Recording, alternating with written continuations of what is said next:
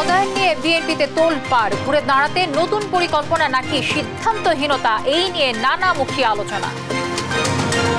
উপজেলা নির্বাচনের পর নানা ভাগে বিভক্ত তৃণমূল আওয়ামী লীগ, সামনে আরও বাড়তে পারে আশঙ্কা কেন্দ্রীয় নেতাদের।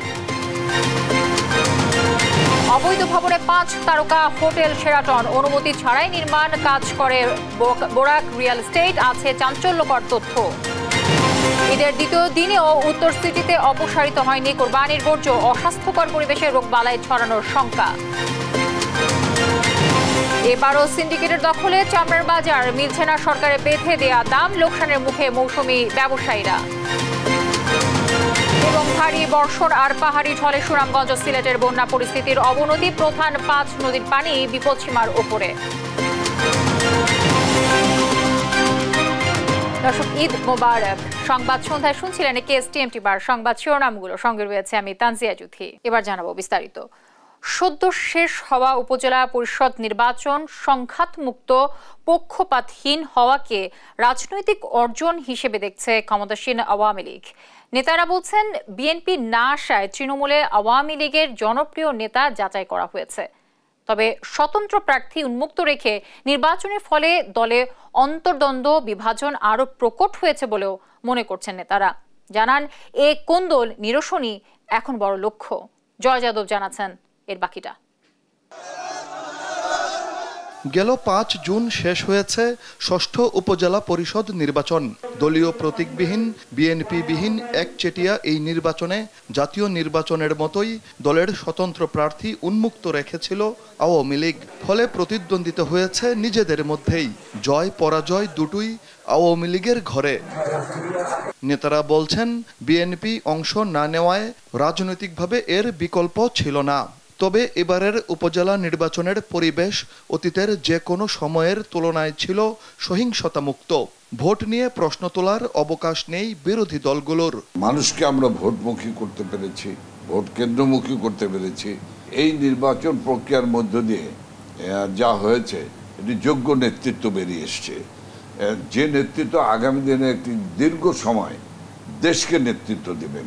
উপজেলা নির্বাচনের ভিত্তিতে রাজনৈতিক সফলতা হলো শান্তিপূর্ণ নির্বাচন, সুষ্ঠু নির্বাচন যে করা যায় সেটা প্রমাণিত হয়েছে। এখানে রক্তক্ষয় হয়নি, এখানে মানে সারা দেশব্যাপী খুনাখুনি, মারামারি অথবা আতঙ্ক সৃষ্টি করা হয়নি, এখানে ভোট লুট হয়নি। জাতীয় নির্বাচনের পর উপজেলাতেও স্বতন্ত্র প্রার্থী রেখে এককভাবে নির্বাচন করাতে যে সংগঠনের ক্ষতি হয়েছে সেটা স্বীকার করছেন আওয়ামী লীগ নেতারা। তারা বলেন, কোন দল বাড়লেও পরিস্থিতি বিবেচনায় রাজনীতির বৃহত্তর স্বার্থে সভাপতি শেখ হাসিনার বার্তাটি নেতাকর্মীরা ঠিকই বুঝবেন, ঐক্যবদ্ধ থাকবেন। আমাদের অভ্যন্তরীণ কিছুটা ক্ষতি হয়ে গেছে, আমাদের নিজেদের মধ্যে কিছু দ্বিধা বিভক্তি হয়েছে, নিজেদের মধ্যে অভ্যন্তরীণ কুন্দল দেখা দিছে। এইগুলা আমরা নেত্রী পর্যন্ত 2 বার তৃণমূল পর্যায়ের নেতাদের নিয়ে তিনি কথা বলেছেন, এবং আস্তে আস্তে যত সময় যাচ্ছে আস্তে আস্তে ব্যাপারটা ঠান্ডা হয়ে যাচ্ছে।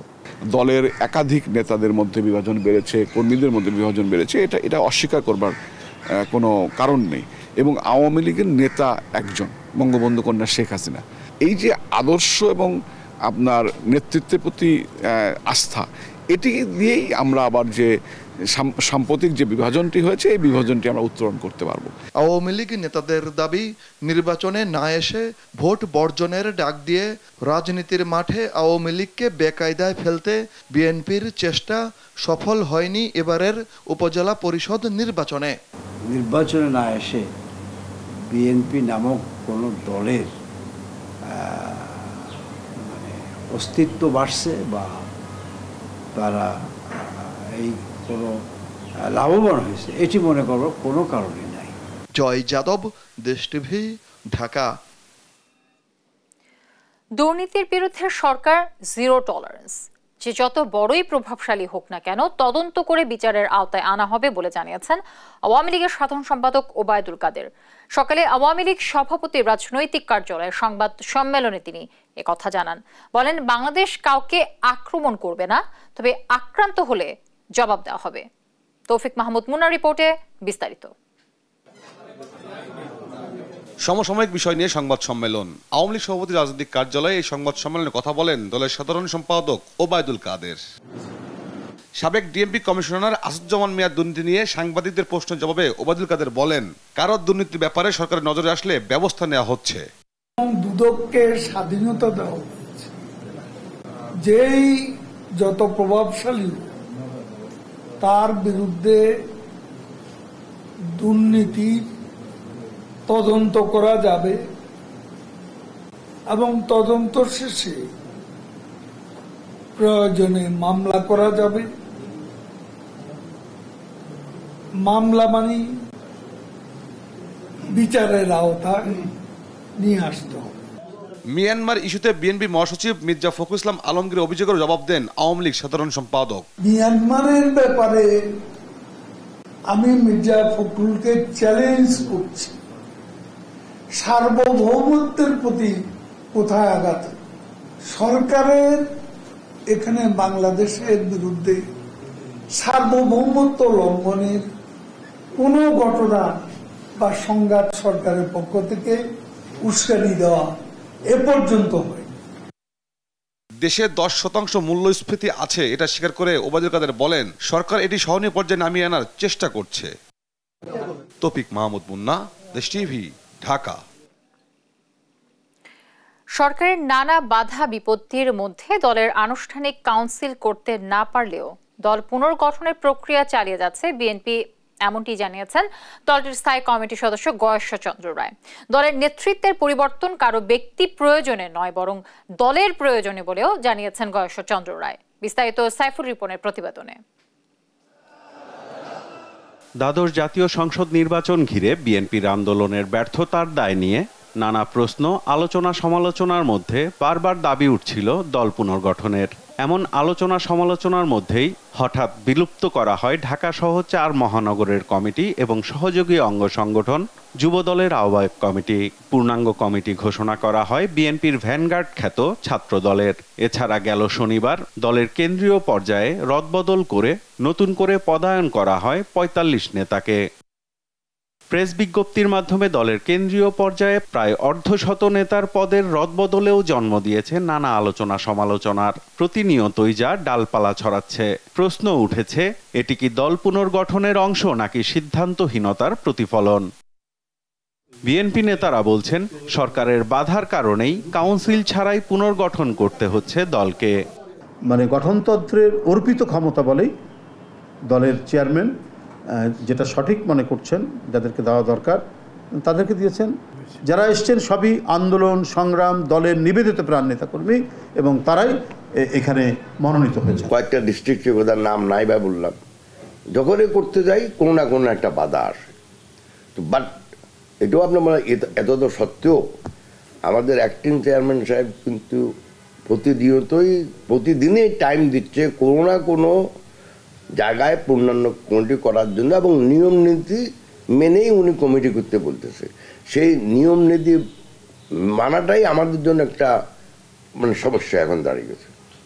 সামনের দিনে সরকার বিরোধী আন্দোলনকে চাঙ্গা করতে গঠনতন্ত্র মেনেই দলের পুনর্গঠন করা হচ্ছে দাবি বিএনপির এই শীর্ষ নেতার। পরীক্ষকের সাথে আর পরীক্ষার্থীর সাথে তো দ্বন্দ্ব নাই, পার্টির চেয়ারম্যানের সাথে তো কারো দ্বন্দ্ব নাই।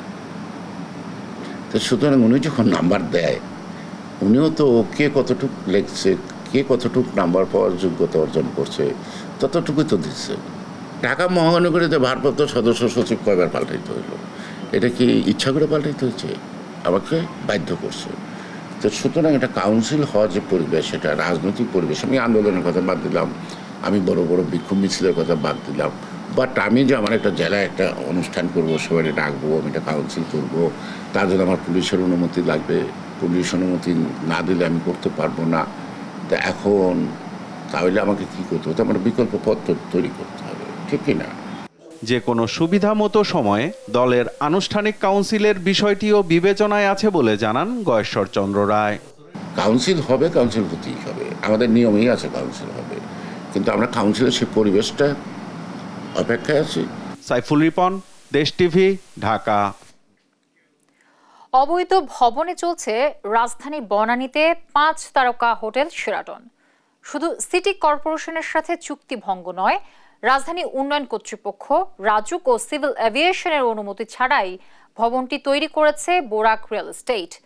দেশ টিভির অনুসন্ধানে বেরিয়ে এসেছে এরকম চাঞ্চল্যকর আরও নানা তথ্য। অবৈধভাবে ভবন তৈরি করে সিটি কর্পোরেশনের হাজার কোটি টাকার সম্পদ দখল নিয়ে এম এ আজিমের 2 পর্বের ধারাবাহিক রিপোর্টের আজ থাকছে প্রথম পর্ব। ছবি তুলেছেন মারুফ হাসান খান। নিয়মনীতির তোয়াক্কা না করে বনানীর আকাশে মাথা তুলে দাঁড়ানো সর্বোচ্চ এ শেরাটন ভবন এখন গলার কাটা হয়ে আটকে আছে দেশের বিমান চলাচলে। আশপাশের সব ভবন সিভিল এভিয়েশনের নিয়ম অনুযায়ী উচ্চতায় 200 ফিটের মধ্যে হলেও 28 তলার শেরাটন ভবন উচ্চতায় প্রায় 350 ফিটেরও বেশি, যা শাহজালাল আন্তর্জাতিক বিমানবন্দরে বিমান ওঠানামার জন্য এখন বড় ঝুঁকির কারণ। শাহজালাল ইন্টারন্যাশনাল এয়ারপোর্টের যদি ইয়েটা ধরে রেফারেন্স ধরে যদি আমরা করি তাহলে এটার হাইটটা বেশি আছে। এটা একটা ঝুঁকি আমাদের এভিয়েশন থেকে যাচ্ছে। বিষয়টি রাজধানী উন্নয়ন কর্তৃপক্ষ রাজুককে বারবার অবহিত করেছেন তারা। তাদেরকে ক্লিয়ারেন্সটা দিয়ে দিয়েছে হলো তাদের সিটি কর্পোরেশন, আমাদের কনসেন্ট ছাড়াই তাদের দিয়ে দিয়েছিল। কি করেছে রাজুক জানতে গেলে বেরিয়ে আসে থলের বিড়াল। শুধু সিভিল এভিয়েশন নয়, তাদেরও অনুমতি ছাড়াই খোদ সিটি কর্পোরেশনের জমিতে অবৈধভাবে গড়ে তোলা হয়েছে ভবনটি। কততলা অনুমোদন নেওয়া হয়েছে এবং কি অকুপেন্সিতে অনুমোদন দেওয়া হয়েছে সেই ধরনের কোনো তথ্য প্রমাণ রাজধানী উন্নয়ন কর্তৃপক্ষের কাছে সংরক্ষিত নয় এবং এই ভবনটি রাজধানী উন্নয়ন কর্তৃপক্ষ কর্তৃক অনুমোদিত নয়। বিষয়টি নিয়ে কথা বলতে শেরাটনে গেলে বাধার মুখে পড়তে হয় তাদের নিরাপত্তা বিভাগের। কর্তৃপক্ষের কোনো ফোন নম্বর পর্যন্ত তাদের কাছে নেই বলে জানায়। আমাদের লেভেলে আসলে ম্যানেজিং ডিরেক্টরকে রিচ করার বা গিয়ে ইনফরমেশন নেওয়ার আমার আসলে স্কোপ নেই। তবে থমকে থাকে না দেশ টিভির অনুসন্ধান। বেরিয়ে আসে আরও চাঞ্চল্যকর তথ্য। ভবন নির্মাণের চুক্তি হওয়ার পর থেকেই অনিয়ম আর দুর্নীতি শুরু করে শেরাটন ভবনের নির্মাতা প্রতিষ্ঠান বোরাক রিয়েল এস্টেট। সিটি কর্পোরেশনের 44 কাঠা জমি বরাদ্দ দিলেও বোরাক দখলে নেয় 60 কাঠা। 14 তলা ভবন নির্মাণের চুক্তি করে 30 তলার ফাউন্ডেশন নিয়ে করা হয় 28 তলা। প্রথমে একটি সুপারমার্কেট নির্মাণের অনুমতি নিয়ে 2টি ভবন করে একটিতে গড়ে তোলা হয়েছে 5 তারকা হোটেল শেরাটন। এসব বিষয়ে কথা বলতে বোরাক রিয়েল এস্টেটে গেলে অভ্যর্থনা বিভাগ থেকে জানানো হয় প্রতিষ্ঠানের ব্যবস্থাপনা পরিচালক দেশের বাইরে। এ বিষয়ে কথা বলার নেই আর কেউ। পুরোটাই এখন নিজের হাতে, অন্য কোনো বায়ের মাধ্যমে কাজ করতে হবে। দেশে ফিরবে বা এরকম কোনো মেসেজ নেই। বিষয়টি নিয়ে কথা বলতে বারবার সিটি কর্পোরেশনে গিয়েও মেলেনি কোনো বক্তব্য। এখন স্যার বলতেছে যে আদালতের বিষয়ে বক্তব্য 2006 সালে 14 তলা ভবন নির্মাণের জন্য বোরাককে জমি বরাদ্দ দেয় সিটি কর্পোরেশন। চুক্তিভঙ্গ আর নানা অনিয়মের পরও বছরের পর বছর ধরে যেন মুখ বন্ধ সিটি কর্পোরেশনের। তাহলে কি অনিয়ম আর দুর্নীতির সাথে সম্পৃক্ততা আছে তাদেরও? এমন প্রশ্নই এখন জনমনে। এম এ আজিম, দেশ টিভি, ঢাকা। দর্শক, এবার জানাবো ডেটল অ্যান্টিসেপটিক সোপ এর সৌজন্যে পরিচ্ছন্নতার খবর।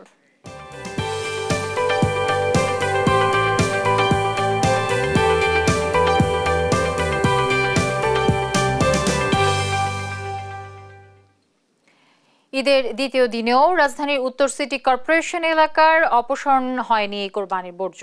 মিরপুর সহ বিভিন্ন এলাকার অলি গলিতে রয়ে গেছে বর্জ্য। উৎকট গন্ধে হাঁটাও তাই। যদিও অভিজাত গুলশান বনানী এলাকার বর্জ্য পরিষ্কার করেছে সিটি কর্পোরেশন। দক্ষিণ সিটি কর্পোরেশন এলাকার কিছু জায়গায়ও গতকাল রাতের বর্জ্য ছিল দ্বিতীয় দিনেও। তবে অপসারণে মাঠে নেমেছে পরিচ্ছন্নতা কর্মীরা। কায়েস রাহাতকে সঙ্গে নিয়ে আরও জানাচ্ছেন ফখরুল ইসলাম। ঢাকা উত্তর সিটি কর্পোরেশনের মিরপুর কালশী এলাকা। ঈদের দিনের কোরবানির বর্জ্য পড়ে আছে প্রধান সড়কের পাশে। উৎকট গন্ধে এলাকাবাসীর হাঁটাচলাও কষ্টসাধ্য হয়ে পড়েছে। আলটিমেটাম দিয়েও পরিষ্কার হয়নি বর্জ্য। হ্যাঁ, ময়লা তো রয়ে গেছে, এরা যদি ময়লাগুলো সুচারুভাবে বা সঠিকভাবে যদি উঠাইতো তাহলে তো ময়লা এখানে পরে থাকার কোনো প্রশ্নই ওঠে না। তো দুর্গন্ধ ছড়াইতেছে। কিছু কিছু জায়গায় ঠিক আছে, ময়লা ওইরকম ভাবে রয়ে গেছে। আমাদের মেয়র বলছিল যে 6 থেকে 7 ঘন্টার মধ্যে উনি ক্লিয়ার করবে, কিন্তু সেটা তো আর হয় নাই। মুখে যে বলা হয়েছে কিন্তু কাজে তো আর হয় নাই। এদিকে দেশ টিভি টিমকে দেখে আধ ঘন্টা পরেই তড়িঘড়ি করে সিটি কর্পোরেশনের গাড়ি এসে ময়লা সরাতে ব্যস্ত হয়ে পড়ে। বললে আলটিমেট কাজ করে না এখন মনে করেন এই যে ময়লা এখন আপনারা আইছেন বাস এখন নিতে আসছি। গরু বানায় ফালাচ্ছেও চলে গেছে, এখন আমি নিজের থেকেই ওনাদের ডাইকে নিয়ে বলে যে ময়লাগুলো ফালা দেন। গতকাল ময়লা মানে আমরা নেওয়ার পরে জবই হয়েছে, ওই যে এখন আনছি ওই যে এখন গরু জবই হয়েছে। বাবা অন্য অন্য জায়গা ঘুরছি না আমরা, এখন আমরা এই বলে করতে ওই মাথাটা শুরু করছি, এই মাথা শেষ করছি। ঈদের দিনের বর্জ্য দ্বিতীয় দিনেও সরাচ্ছেন উত্তর সিটির কয়েকটি এলাকার পরিচ্ছন্নতা কর্মীরা। তবে উত্তর সিটির অভিজাত এলাকাগুলোর চিত্রটা ভিন্ন। এখানকার বর্জ্য গতকালই অপসারণ করেছে সিটি কর্পোরেশন। কালকুলেটই করতেছি, আজকে আবার দুই একটা কুরবানি আছে, আজকে ক্লিয়ার হয়ে যাবে। দক্ষিণ সিটি কর্পোরেশনের মতিঝিল শাহজাহানপুর এলাকায় ঈদের দিনের বর্জ্য দ্বিতীয় দিনেও দেখা গেছে। এছাড়া নবাবপুরে রয়েছে একই রকম চিত্র। দ্বিতীয় দিনে এসে বর্জ্য সরাতে ব্যস্ত পরিচ্ছন্নতা কর্মীরা। এরা তো মনে করেন আসবো, হ্যাঁ নতুন যে শুনকা ভালো হয় শুনকাইয়া নিব। অনেক দুর্গন্ধ হয় আর ময়লা ছড়াই ছিটাই হালাই, তো একটু জলদি করে যদি পরিষ্কার করে তাহলে সবার জন্যই সুবিধা। এদিকে ঈদের দ্বিতীয় দিনেও পশু কোরবানি করেছে রাজধানীবাসী। পশুর বর্জ্য অপসারণ করে দ্রুতই উৎকট গন্ধ থেকে মুক্তি দেওয়ার দাবি রাজধানীবাসীর। ফখরুল ইসলাম, দেশ টিভি, ঢাকা। সরকারের বেঁধে দেওয়া চামড়ার দামের কোনো প্রভাব নেই বাজারে, বরং আড়তদার এবং সিন্ডিকেটের ইচ্ছাতেই ক্রয় বিক্রয় হচ্ছে চামড়া। মালিকরা বলছেন ইউরোপ সহ বিশ্বের অন্যান্য দেশে বাংলাদেশি চামড়ার চাহিদা কম থাকায় কমেছে দাম। হেমায়তপুর থেকে ফিরে বিস্তারিত জানাচ্ছেন মাজহারুল ইসলাম।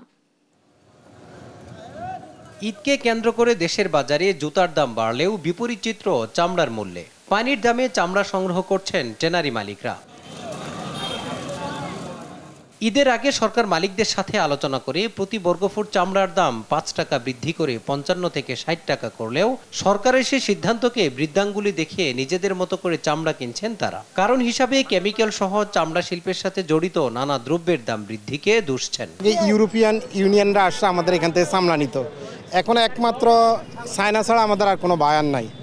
আর ওরা আমাদের এখানে আসে সিন্ডিকেট করে মাল নেয়, মালের দাম দেয় ধরেন 80 সেন্ট, ওদের টার্গেট হলে ওরা 50 সেন্টে মাল নেবে। একজনে বাদ দিয়ে যায়, আরেকজনে নিয়ে যায়, তাতে আমরা বিক্রি করি উভয়ে লসের মাধ্যমে আছে। কেমিক্যাল আছে কিন্তু বলছে যে নাই, এটা মজুত করে রাখা অন্যত্র।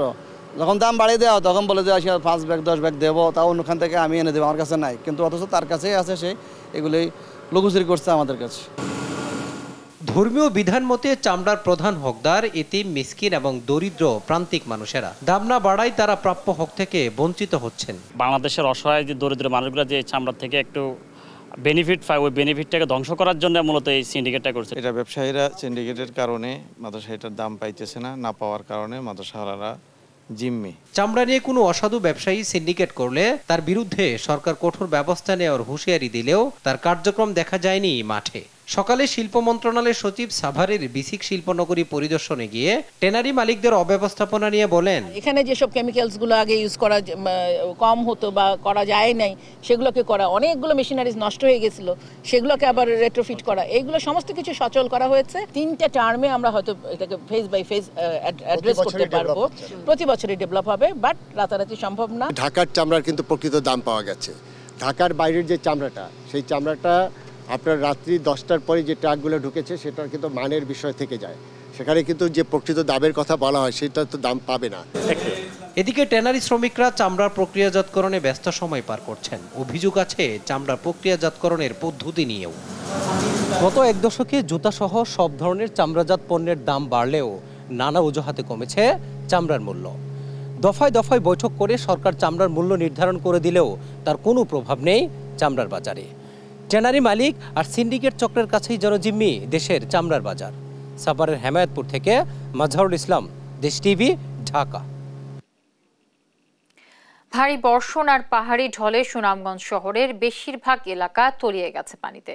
এতে জলাবদ্ধতার কবলে পড়েছেন শহরবাসী। নিচু এলাকার অনেক বাড়িঘর ও ব্যবসা প্রতিষ্ঠানে ঢুকে পড়েছে পানি। এদিকে সুরমা ও জাদুকাটা নদীর পানি বাড়ায় 10 উপজেলার শতাধিক গ্রাম প্লাবিত হয়েছে। এতে চরম দুর্ভোগে পড়েছেন হাজারো পরিবার।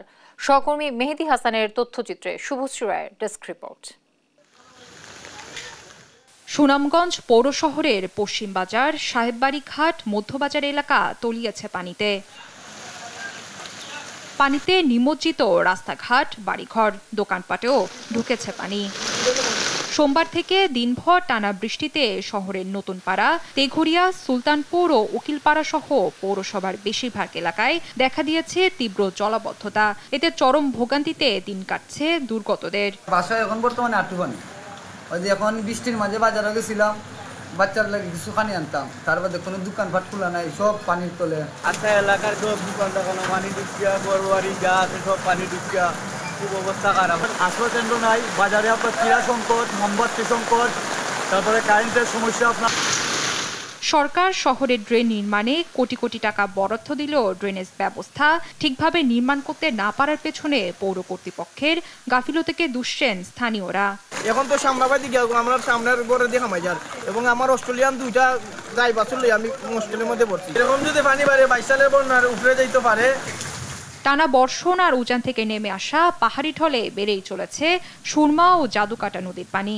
জেলার ছোট বড় 137টি হাওর এখন পানিতে টইটুম্বুর। এতে সদরের পাশাপাশি শান্তিগঞ্জ, ধর্মপাশা, দিরাই, জগন্নাথপুর ও ছাতক সহ 10 উপজেলার শতাধিক গ্রাম প্লাবিত হয়েছে। পানিবন্দী অন্তত লক্ষাধিক মানুষ। নিজেদের শেষ সম্বল পানিতে তলিয়ে যাওয়ায় চরম বিপাকে হাজারো পরিবার। জেলা পানি উন্নয়ন বোর্ড বলছে, মঙ্গলবার দুপুর পর্যন্ত সুরমা নদীর পানি সুনামগঞ্জ পয়েন্টে বিপদসীমার 52 সেন্টিমিটার ও ছাতক পয়েন্টে 138 সেন্টিমিটার উপর দিয়ে প্রবাহিত হয়। স্থানীয়দের আতঙ্কিত না হয়ে পরিস্থিতি মোকাবেলা করার পরামর্শ সংস্থাটির। নিউজ ডেস্ক, দেশ টিভি। উন্নতি হয়নি সিলেটের বন্যা পরিস্থিতির। উজান থেকে নামা ঢল ও ভারী বৃষ্টিতে সুরমা, কুশিয়ারা ও সারি গোয়াইন নদীর পানি প্রবাহিত হচ্ছে বিপদসীমার উপর দিয়ে। হাওর উপচে প্লাবিত গ্রামের পর গ্রাম। এতে সিলেট নগরীর 12 উপজেলার কয়েক লাখ মানুষ পানিবন্দী। সহকর্মীদের পাঠানো তথ্যচিত্রে আপন অপুর ডেস্ক রিপোর্ট। উজান থেকে নামা পাহাড়ি ঢল ও ভারী বৃষ্টিতে অবনতি হয়েছে সিলেটে বন্যা পরিস্থিতির। সুরমা, কুশিয়ারা ও সারিগোয়াইন নদীর পানি 5টি পয়েন্টে বইছে বিপদসীমার উপর দিয়ে। পানিতে তলিয়েছে জেলার প্রায় সবকটি উপজেলার নিম্নাঞ্চল। বেশি ভোগান্তিতে রয়েছেন জকিগঞ্জ, কানাইঘাট, জৈন্তাপুর, গোয়াইনঘাট, কোম্পানিগঞ্জ ও গোপালগঞ্জ উপজেলার মানুষ। কালকে রাতকে পানি উঠছে, অন্য কমছে না। পানি গাঙ্গে দিলে পানি আর গান পুরা লোড, কেন তো ভাই দেখা আটু পানি, এলাকা যাওয়া যান না, কবরিমা পানি। এভাবে আর কতদিন? আমরা আসলে প্রতি বছর এত ক্ষতিগ্রস্ত হচ্ছি, জানমাল নির্বিশেষে, মানে কিছুই বলার নেই। পানিতে ডুবেছে সিলেট শহরও। বাতিল করা হয়েছে সিটি কর্পোরেশনের সব কর্মকর্তা ও কর্মচারীর ছুটি। পানিতে নিমজ্জিত এলাকা ও আশ্রয়কেন্দ্র পরিদর্শন শেষে সিটি মেয়র জানিয়েছেন প্রয়োজনে সেনাবাহিনীর সহযোগিতা নেওয়ার কথা। সমস্ত কাউন্সিলররা ছুটি বাতিল করে আমরা 7টায় আজকে রাত থেকে কন্টিনিউয়াসলি আমরা থাকবো, অ্যালার্ট থাকবো, এবং আমাদের কমান্ড সেন্টার আমরা ওপেন করে দিচ্ছি প্রোটেক্ট করার জন্য। আমাদের city corporation team is working, এবং আমরা সেনাবাহিনীকেও সেখানে অনুরোধ করেছি সেখানে কাজ করার জন্য। পানি উন্নয়ন বোর্ড বলছে, বৃষ্টিপাত অব্যাহত থাকলে পরিস্থিতির আরো অবনতি হতে পারে। পূর্বাভাস রয়েছে আগামী আরো 2 দিন বৃষ্টিপাত হওয়ার সম্ভাবনা আছে। আরো 1 দিন 2 দিন চলতে থাকে তাহলে হয়তো আর একটু অবনতি হইতে পারে। আর যদি বৃষ্টিপাত উজানে না হয়, কমে যায়, তাহলে আমাদের বন্যার স্বাভাবিক অবস্থা ফিরে আসবে। গেল 29শে মে শুরু হওয়া বন্যা পরিস্থিতি 8 জুনের পর স্বাভাবিক হয়। 17 জুন ঈদের দিন থেকে ফের টানা বৃষ্টিতে সিলেটে আবারও দেখা দেয় বন্যা। আর মঙ্গলবার সকাল থেকে পরিস্থিতি আরো খারাপ হতে শুরু করে। আপন অপু, নিউজ ডেস্ক, দেশ টিভি।